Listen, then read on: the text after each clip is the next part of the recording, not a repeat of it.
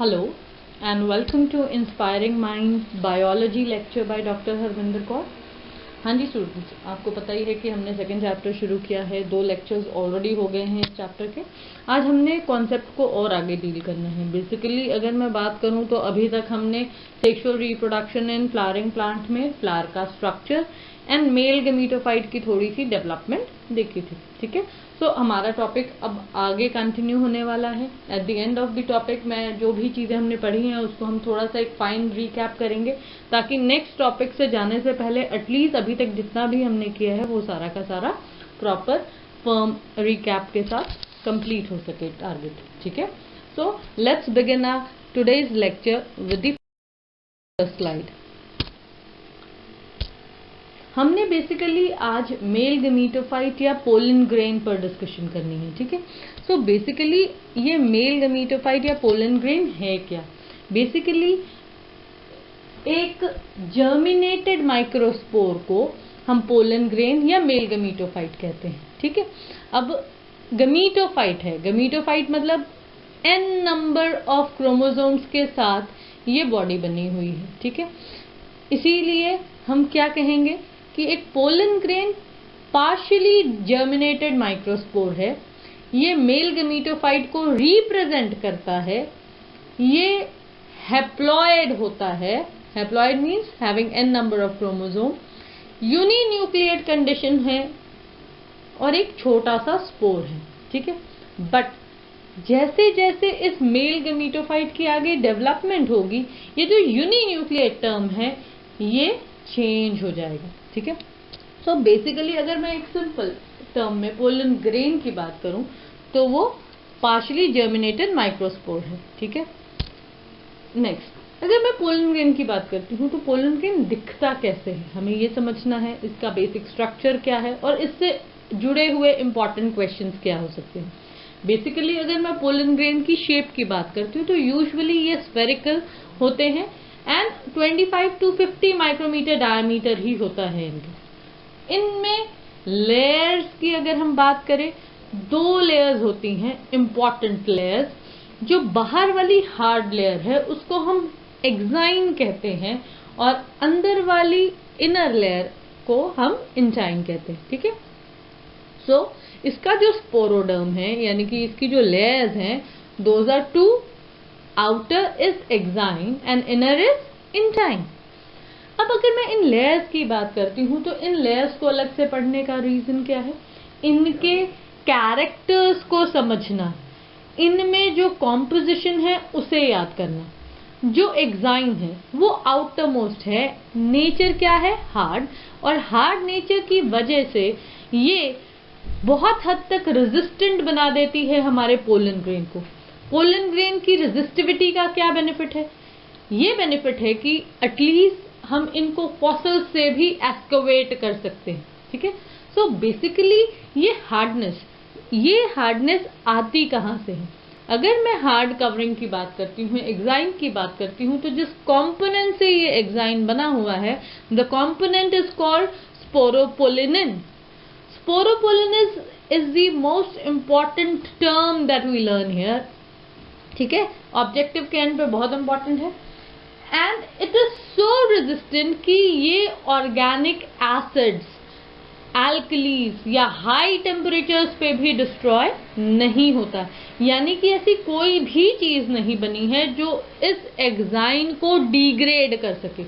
इसका hard nature ही इसकी preservation का रीजन है। ठीक है, तो आपको ये क्वेश्चन ऐसे भी आ सकता है कि पोलन ग्रेन्स को हम फॉसिल से क्यों एक्सकवेट कर सकते हैं या फॉसिल्स में वो कैसे प्रिजर्व्ड रह सकते हैं? उसका रीजन है the outer layer of pollen grain is made up of exine and this exine is made up of chemical called sporopollenin, which is the most resistive component, which is resistant to most organic materials like strong acids and alkalis and even it can bear high temperatures। ठीक है, ये सारे parameters को क्योंकि वो बर्दाश्त कर सकता है इसीलिए इतनी इजीली डिग्रेड नहीं होता है, और क्योंकि ये डिग्रेड नहीं हो रहा है, you can find them as fossils, right. अगर मैं पोलन ग्रेन्स की बात करती हूँ तो पोलन ग्रेन्स इतने हार्ड हैं।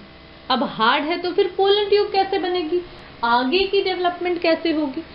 इस डेवलपमेंट के लिए हमने उसमें एपर्चर्स पढ़ने हैं। बेसिकली एक पोलन ग्रेन में एपर्चर्स होते हैं जहां से पोलन ट्यूब बनती है, जहां से वो जर्मिनेट करते हैं, ठीक है।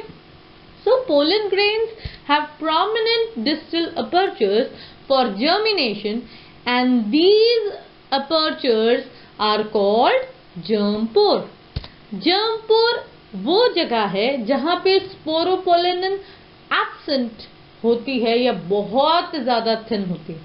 अब एब्सेंट या थिन है तो फायदा क्या होगा कि वहां से ये अपनी डेवलपमेंट कर सकता है, यानी कि वहां से इसकी जर्मिनेशन हो सकती है और पोलन ट्यूब बन सकती है। क्योंकि इतने हार्ड कंपोनेंट को तो हम डिग्रेड नहीं कर सकते। सो जर्म पोर्स ही ऐसी जगह है पोलन ग्रेन में जहां से जर्म ट्यूब या पोलन ट्यूब बनती है, ठीक है। और जो इनर लेयर है पोलन ग्रेन की वो किससे बनी हुई है, इंटाइन। इंटाइन लेयर थिन है और जिस कंपोनेंट से बनी है that is cellulose and pectin. Objective question के लिए ये टर्म्स को हम कंबाइन करके भी देखेंगे ऑप्शंस में, and they are written as pectocellulose, ठीक है। हमने ये टर्म्स लर्न करने। सो बेसिकली अगर मैं पोलन ग्रेन की बात करती हूँ, ये पार्शली जर्मिनेटेड माइक्रोस्पोर है, ठीक है। अब इन सारे कॉन्सेप्ट्स को जो भी हमने स्लाइड पे देखा है उसको हम जस्टिफाई करने के लिए अपना फिगर ले आते हैं, ठीक है। Now look at this figure. What is this figure representing? It is representing a pollen grain. देखो figure A is simply not very magnified but a structure of pollen grain, ठीक है। आपको बहुत सारी चीजें इसमें नजर नहीं है बट हाँ पता लग रहा है कि बाहर की एक कर्व सी लेयर है, ठीक है। सेकेंड फिगर शो कर रहा है कि पोलन ग्रेन के ऊपर कुछ चैनल्स बने हुए हैं। These are called as germinal furrows, ठीक है। जर्माइनल फरोज वो एरियाज है जहां से पोलन ट्यूब बनती है। हमने राइट अप पे जर्म पोर की बात की है। Basically pore and furrow same purpose के लिए है, दोनों का काम पोलन ट्यूब की फॉर्मेशन में असिस्ट करना है क्योंकि यहाँ पे स्पोरोपोलेन नहीं होती। अकॉर्डिंग टू स्पीशीज ये वेरी करते हैं, किसी पोलन ग्रेन में जर्माइनल फरोज होती हैं और किसी में पोलन के जर्म पोर्स, ठीक है। अब जो हमारा सी ऑप्शन है, सी पोलन ग्रेन है, इसको हम ध्यान से देखें। जो भी चीजें यहाँ पे लिखी हुई है वो सारी चीजें यहाँ पे क्लियर हो जाएंगी। देखो this is a pollen grain, हमने क्या पढ़ा, it is partially germinated microspore representing the male gametophyte, haploid uninucleate and minute spore. ये देखो ये छोटा सा है और इसमें न्यूक्लियस कितने हैं, एक, ठीक है। इसकी शेप कैसी है, स्फेरिकल। कितनी लेयर से बना हुआ है, 2। बाहर वाली लेयर को नाम क्या दिया है हमने, एक्साइन। देखो ये कर्व्ड सा एरिया है। अब ये कर्व्ड एरिया देखो यहाँ और इस जगह पे थोड़ा सा कम है, ठीक है। यहाँ पे सेल्यूलोज की डेपोजिशन तो है लेकिन स्पोरोपोलेनिन की डेपोजिशन नहीं है। क्योंकि इस जगह पे स्पोरोपोलेनिन की डिपोजिशन नहीं है, इस स्पेसिफिक एरियाज को हमने नाम क्या देना है, जर्म पोर। यहां से ही पोलन ट्यूब ओरिजिनेट होती है, ठीक है। एंड देन अगर मैं बात करती हूँ ये इंटरनल लेयर, देखो ये internal layer is very very thin and इस पोलन ग्रेन के अंदर एक बड़ा सा वैक्यूल है और इस वैक्यूल की वजह से जो न्यूक्लियस है वो पेरीफेरी की तरह पुश्ड है, ठीक है। सो आई होप कि स्ट्रक्चर क्लियर है पोलन ग्रेन का, ठीक है। सो पोलन ग्रेन के साथ हमने क्या क्या चीजें लर्न करनी है, एक हैप्लॉइड एंटिटी है, छोटा सा स्पोर है, 2 लेयर से बना है, बाहर वाली लेयर एक्साइन है जो स्पोरोपोलेनिन से बनी है, अंदर वाली लेयर इंटाइन है जो पेक्टोसेल्यूलोज या पेक्टिन से बनी है। एंड देन कुछ जगह पे स्पोरोपोलेनिन एब्सेंट या कम होता है, उसको हम जर्म पोर या जर्माइनल फरो कहते हैं जहां से पोलन ट्यूब की डेवलपमेंट होती। I hope it is clear.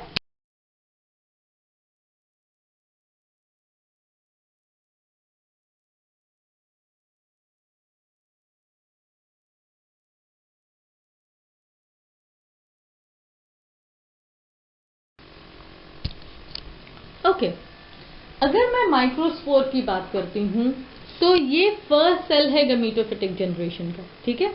अब माइटोटिक डिविजन्स नहीं हुई हैं, यहाँ पे सिर्फ हमने पिछले स्लाइड में देखा था इसमें कितने न्यूक्लियस थे, एक, ठीक है। लेकिन जैसे जैसे आगे डेवलपमेंट होगी इस गमीटोफिटिक जनरेशन की माइटोटिक डिवीजन से पहले, वो जो न्यूक्लियस है वो हमने लास्ट वाले सी वाले फिगर में देखा था ना, किस तरह से डिस्प्लेस हो गया था पेरीफेरी पे। क्यों? क्योंकि एक सेंट्रल लार्ज वैक्यूल बन गया था।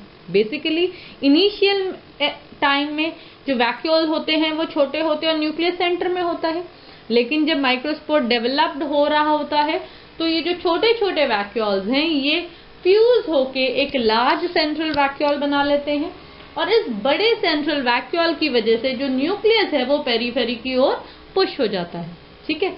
अब इसी टाइम पे माइक्रोस्पोर की वॉल भी डिफरेंशिएट होती है और जो न्यूक्लियस है उसमें अब माइटोटिक डिविजन्स होनी शुरू होंगी। देखो, जब डेवलपमेंट शुरू हुई इट वाज यूनिन्यूक्लिएट, अब माइटोटिक डिविजन्स है। What does mitotic divisions mean? कि डिवीजन होगी बट क्रोमोसोमल नंबर पे कोई इफेक्ट नहीं पड़ेगा। जब माइटोटिक डिविजन्स होती हैं तो ये डिविजन्स एसिमेट्रिकल है। एसिमेट्रिकल होने की वजह से दो डॉटर न्यूक्लियाई बनते हैं और दो डॉटर न्यूक्लियाई अनइक्वल साइज के होते हैं। अनइक्वल है, एक छोटा न्यूक्लियस या छोटा सेल बनता है जिसको हम जेनरेटिव सेल कहते हैं, और एक बड़ा सेल बनता है जिसे हम वेजिटेटिव सेल कहते हैं, ठीक है। और जो जेनरेटिव सेल है उसके अराउंड एक special layer of callose gets deposited, ठीक है।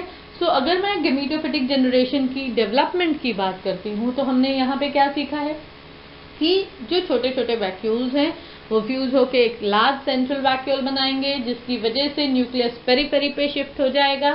देन इस न्यूक्लियस में माइटोटिक डिविजन्स होंगी। डिवीजन इज अनइक्वल, इसकी वजह से जो सेल्स बनेंगे वो दो बनेंगे लेकिन अनइक्वल बनेंगे, एक छोटा और एक बड़ा।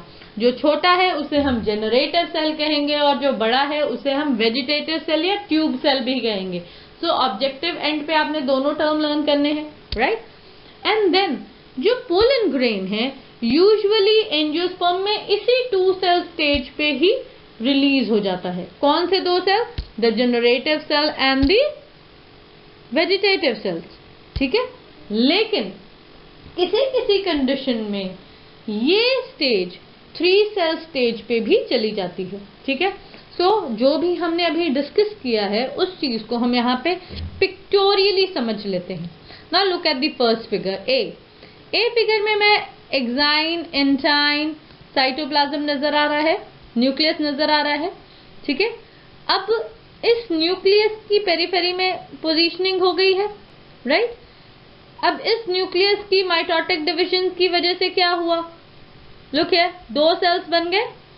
जो बड़ा सेल है उसे हम वेजिटेटिव या ट्यूब सेल कहेंगे और जो छोटा है उसे हम क्या कहेंगे? Generative cell. जेनरेटिव सेल के अराउंड मैंने क्या बात की थी कि उसके अराउंड एक स्पेशल वॉल लेयर डिपॉजिट होती है and the wall is made up of callose. देखो ये कैलोस की वॉल यहाँ पे डेवलप होगी सी फिगर में, इज इट क्लियर? ठीक है। एंड इस स्टेज पे जिसको हम 2 सेल स्टेज कहते हैं ये पोलन ग्रेन शेड ऑफ होते हैं।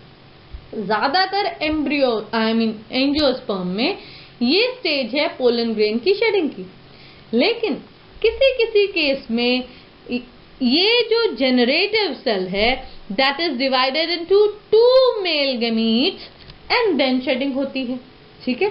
जैसे अब ये वाला फिगर देखो, ई फिगर। ई फिगर क्या है? ई फिगर में one of the germ pour is allowing the formation of pollen tube. ये पोलन ट्यूब बन गई। अब देखो इस ट्यूब में देखो आपको नीचे ट्यूब न्यूक्लियस दिख रहा है एंड 2 सेल्स दिख रहे हैं। These 2 cells are arising from this generative cell. देखो जेनरेशन कहां से आएगी? जेनरेटिव सेल से। आगे वाली जनरेशन के लिए मुझे क्या चाहिए? Male gamete. So it is G and G, you remember? So what will give rise to male gametes? The generative cell. Gamete from generative cell. So इस तरह से हम इस कॉन्सेप्ट को लर्न कर सकते हैं, right. So generative cell will give rise to male gametes, and how many male gametes do you get here? We get 2 male gametes. इनका फंक्शन क्या है ये हम सीखेंगे पीछे, जब हम एक्चुअल सारे इंटरैक्शन सीख लेंगे, फीमेल गमीटोफाइट का स्ट्रक्चर सीख लेंगे। जब हम फर्टिलाइजेशन पे आएंगे तब हम बात करेंगे कि किस तरह से ये ट्यूब न्यूक्लियस या ये कैलॉस प्लग्स और ये मेल गमीट कैसे फंक्शन करते हैं। अभी के लिए just the structural presentation of the male gametophyte in an angiosperm। हमने क्या क्या चीजें डिस्कस की हैं। न्यूक्लियस है, न्यूक्लियस में माइटोटिक डिविजन होगी, 2 न्यूक्लियस बनेंगे, 2 सेल्स बनेंगे। कौन कौन सा? एक बड़ा वेजिटेटिव या ट्यूब सेल, एक छोटा जनरेटिव सेल। जनरेटिव सेल के अराउंड एक कैलस वॉल का प्लग डेवलप होगा या कैलस वॉल बनेगी, ठीक है। और यही स्टेज है जिसको हम 2 सेल स्टेज कहते हैं, जो कि रिलीज होगा ताकि वो एजेंट्स ऑफ पॉलिनेशन उसे स्टिग्मा पर थ्रो कर दे। जब ये स्टिग्मा पे गिरेंगे तब पोलन ट्यूब की फॉर्मेशन होगी और आगे की डेवलपमेंट उसमें कंटिन्यू होगी। कभी कभी किसी कंडीशन में विद पॉलिनेशन से प्रायर ही ये जनरेटिव सेल टूट के 2 मेल गमीट्स में भी कन्वर्ट हो सकता है, ठीक है। So I hope this is clear.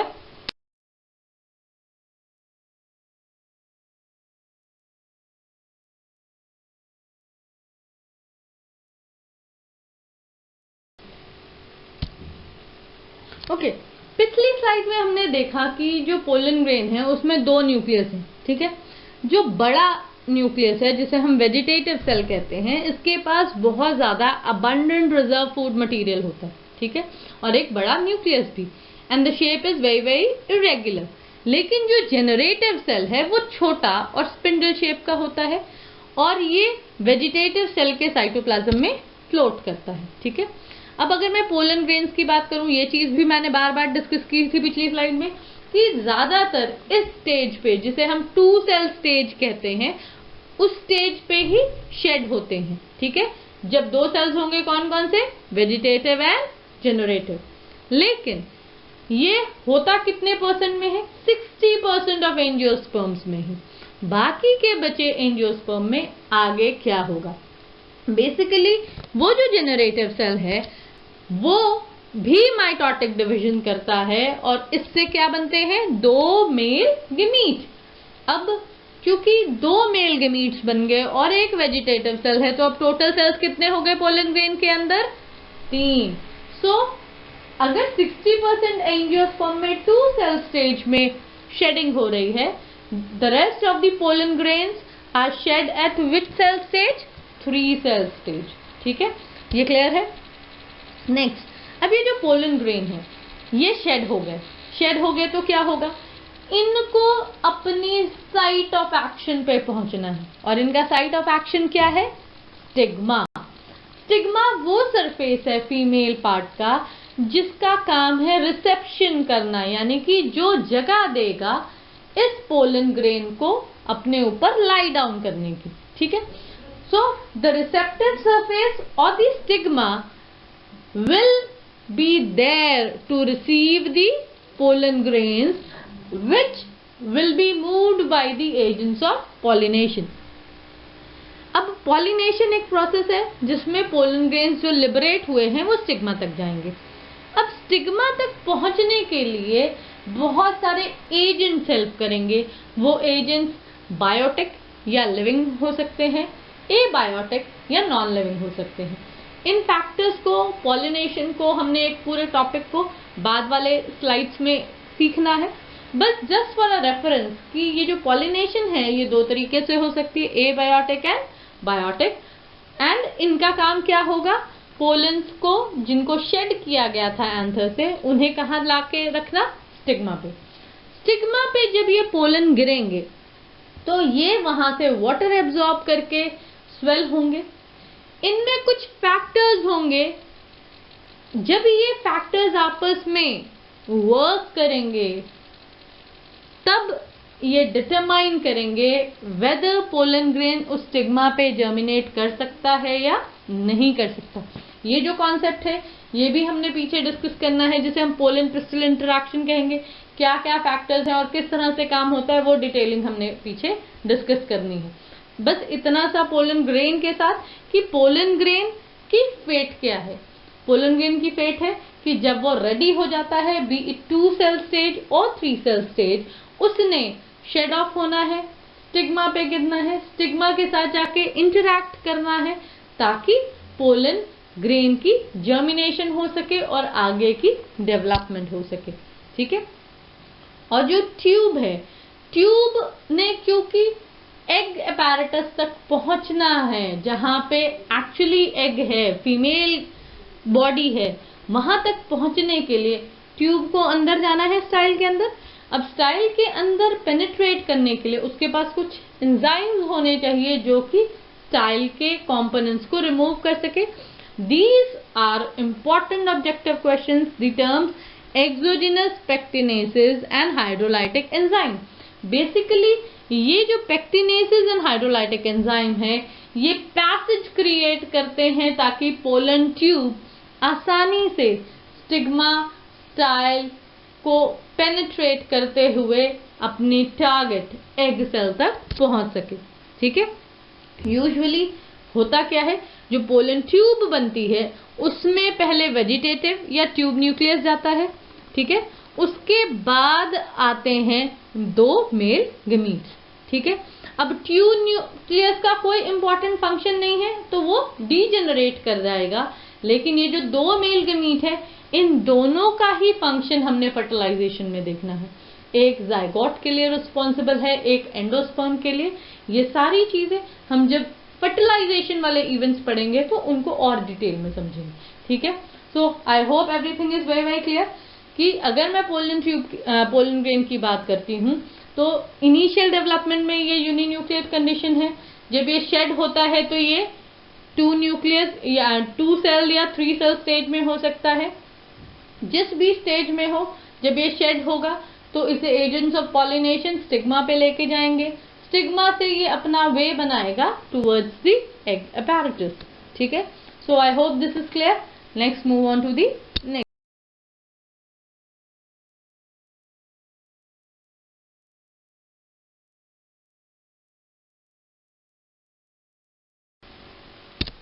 देखो, अभी तक हमने सारी पोलन ग्रेन की डेवलपमेंट की बात की थी। अब हमने कुछ पोलन ग्रेन से रिलेटेड इंपॉर्टेंट फैक्ट लर्न करने हैं। Let's see what are these. पहला फैक्ट, अगर मैं पोलन ग्रेन्स की बात करती हूँ तो पोलन ग्रेन्स बहुत इंपॉर्टेंट है हमारे लिए। ठीक है। क्यों? क्योंकि ये हमारे लिए कुछ पर्पसेस भी करते हैं और हमारे लिए कुछ प्रॉब्लम्स भी क्रिएट करते हैं। ठीक है। So let's see what they have for us. अगर मैं पोलन ग्रेन की बात करती हूँ तो इनमें से कुछ ऐसे हैं जिससे एलर्जिक रिएक्शंस होती हैं, सीवियर एलर्जीज डेवलप होती हैं।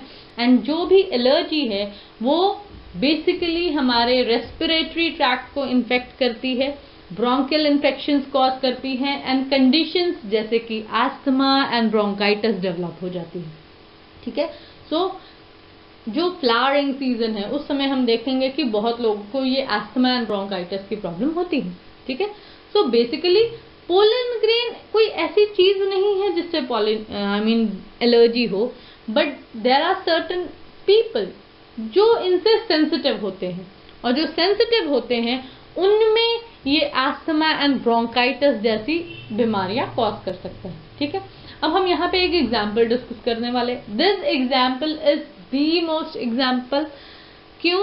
क्योंकि ये ऑब्जेक्टिव के लिए बहुत इंपॉर्टेंट है। ये हमने यहाँ पे भी डिस्कस करना है, पार्थेनियम या कैरेट ग्रास, एंड पीछे 5th यूनिट में भी हम डिस्कस करेंगे as an weed, as an कॉन्टामिनेंट।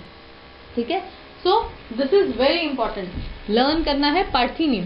Parthenium जिसे हम कैरेट ग्रास भी कहते हैं, ये इंडिया में इंपोर्टेड वीट के साथ आ गई थी।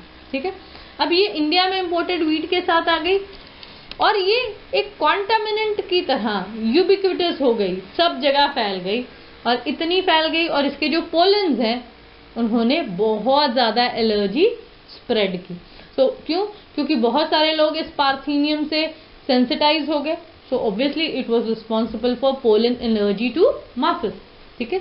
सो अगर मैं पोलन ग्रेन्स की बात करती हूँ तो पोलन ग्रेन्स का एक ड्रॉबैक है कि वो एलर्जी क्रॉस करते हैं और ये एलर्जीज की वजह से ब्रोंकियल इन्फेक्शंस, एस्थमा, ब्रोंकाइटिस इस तरह के सिम्टम्स डेवलप हो जाते हैं। ठीक है, जो कॉमन एग्जाम्पल हमने लर्न करना है दैट इज पार्थेनियम और कैरेट ग्रास। ये कॉन्टामिनेंट की तरह आया था, वीट के साथ आया था एंड इसने पोलन एलर्जी कॉज की थी। ये जितने भी मैंने टर्म यूज किए हैं ये सारे के सारे ऑब्जेक्टिव क्वेश्चन के लिए बहुत इंपॉर्टेंट है, राइट। अब नेक्स्ट, क्या पोलन ग्रेन से हमेशा प्रॉब्लम ही होती है? नहीं, पोलन ग्रेन हमारे लिए यूजफुल भी हैं। Pollen grains are rich in nutrients और बहुत सारे लोग वेस्टर्न कंट्रीज में इन्हें टैबलेट्स या सिरप की फॉर्म में कंज्यूम करते हैं एंड एथलीट्स भी इन्हें कंज्यूम करते हैं, रेस हॉर्सेस को भी दिए जाते हैं। बेसिकली इनसे उनकी परफॉर्मेंसेस इंक्रीज होती है। ठीक है, सो पोलन ग्रेन का एक ड्रॉबैक था कि उसने एलर्जी कॉज की, लेकिन जिनमें ये एलर्जी नहीं कॉज करते उनके लिए ये रिच न्यूट्रिएंट सप्लीमेंट की तरह काम करते हैं। These can be taken in the form of both tablet and syrup and फायदा क्या है? That will increase the performances. ठीक है, तो हमारी परफॉर्मेंसेस को एनहांस करते हैं। ठीक है, अब जो पोलन ग्रेन्स है क्या ये हमेशा जिंदा रह सकते हैं कि कोई टाइम पीरियड के बाद ये खराब हो सकते हैं?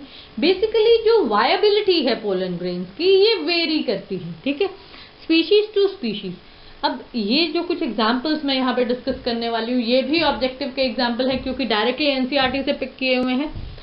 30 minutes in case of wheat rice. ठीक है, व्हीट एंड राइस के केस में 30 मिनट्स ही वायबिलिटी है। कुछ मंथ्स तक पोलन ग्रेन वायबल होते हैं किन फैमिली इसमें? Solanaceae, Rosaceae and Leguminosae. So हमने तीनों फैमिलीज लर्न करनी है। इनमें जो वायबिलिटी टाइम है वो कितना है? Months. And wheat and rice में वायबिलिटी टाइम कितना है? 30 मिनट्स ओनली। अब देखा जाए कि इनका अगर वायबिलिटी स्पैन कम है तो फिर आर्टिफिशियल हाइब्रिडाइजेशन प्रोग्राम्स में हम इन्हें कैसे यूज कर सकते हैं? अगर हमने इन्हें कलेक्ट किया और डस्ट करने से पहले ही ये स्पॉइल हो गए तो फिर हमारा कोई पर्पस नहीं होगा। ठीक है, उस कंडीशन में एक और चीज है जो हमें हेल्प करती है। ठीक है, और वो हेल्प कैसे ले सकते हैं? हम इन पोलन ग्रेन्स को स्टोर करके। ठीक है, बेसिकली अगर मैं पोलन ग्रेन्स की बात करें तो पोलन ग्रेन्स को हम लिक्विड नाइट्रोजन में 196 डिग्री सेंटीग्रेड पे स्टोर करके रख सकते हैं ताकि जो प्लांट ब्रीडर्स हैं वो प्लांट ब्रीडिंग प्रोग्राम्स में इन्हें यूज कर सके। ठीक है, सो अगर हम नहीं चाहते कि पोलन ग्रेन अपनी वायबिलिटी लूज करे और फर्टिलाइजेशन ना हो तो हम अगर पोलन ग्रेन आर्टिफिशियली कलेक्ट करते हैं तो हम उसे लिक्विड नाइट्रोजन में स्टोर करके रख सकते हैं। लिक्विड नाइट्रोजन पे हम इसे स्टोर कर देंगे -190 डिग्री सेंटीग्रेड पे और जब हमें रिक्वायर्ड होगा हम उन पोलन्स को वहां से एक्सट्रैक्ट करके अपनी टेक्निक के लिए यूज कर सकते हैं। आई होप दिस इज क्लियर। तो अगर मैं पोलन ग्रेन के इंपॉर्टेंट फैक्ट्स की बात करूं, ये एलर्जी कॉज करता है, ये न्यूट्रिएंट सप्लीमेंट भी है, इसकी वायबिलिटी छोटी भी है और बड़ी भी। वायबिलिटी अपने हिसाब से मैनेज करने के लिए हम उसे लिक्विड नाइट्रोजन पे स्टोर कर सकते हैं। The temperature of liquid nitrogen is very very important, -196 degree centigrade. This is a factual question, learn it, right?